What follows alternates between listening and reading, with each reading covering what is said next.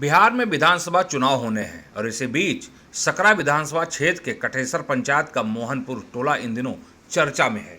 यह टोला भूमिहार और वैश्य समुदाय का गढ़ माना जाता है। ग्रामीणों के मुताबिक यहाँ करीब 500 हिंदू परिवार रहते हैं और एक भी मुस्लिम परिवार नहीं है। लेकिन हाल ही में मतदाता सूची के विशेष पुनरीक्षण यानी कि SIR के बाद जब चुनाव आयोग की ड्राफ्ट वोटर लिस्ट जारी हुई तो ग्रामीण हैरान रह गए।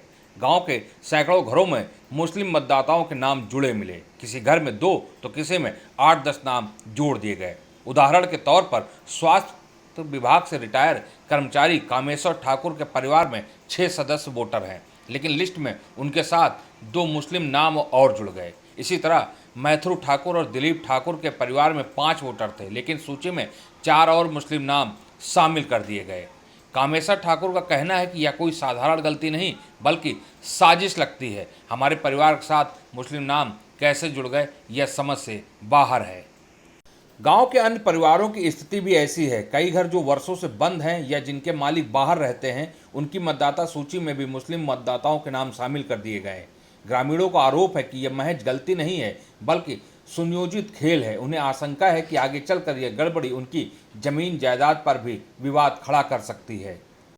उमेश ठाकुर बैंक में नौकरी करते हैं और अक्सर घर बंद रहता है, लेकिन उनके परिवार के वोटर लिस्ट में 8 मुस्लिम मतदाताओं के नाम दर्ज हो गए हैं। वहीं मृतक मुंद्रिता ठाकुर का घर कई सालों से बंद है। झाड़ियाँ उग गई हैं, फिर भी वोटर लिस्ट में उनके नाम के साथ 8 मुस्लिम नाम जुड़ गए।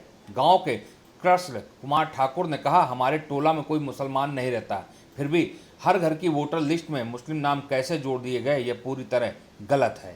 ग्रामीणों ने अधिकारियों से शिकायत भी की, लेकिन अब तक कोई ठोस कार्रवाई नहीं हुई। हालांकि अधिकारियों ने गांव का दौरा जरूर किया था। अब ग्रामीणों ने चेतावनी दी है कि अगर वोटर लिस्ट की गड़बड़ी जल्द नहीं सुधारी गई तो वे चुनाव का बहिष्कार करेंगे।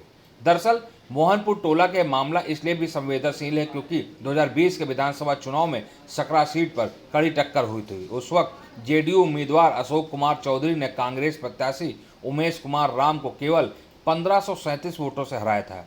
ग्रामीणों का आरोप है कि इस बार मतदाता सूची में मुस्लिम नाम जोड़कर भविष्य के चुनावी नतीजों को प्रभावित करने की साजिश रची जा रही है।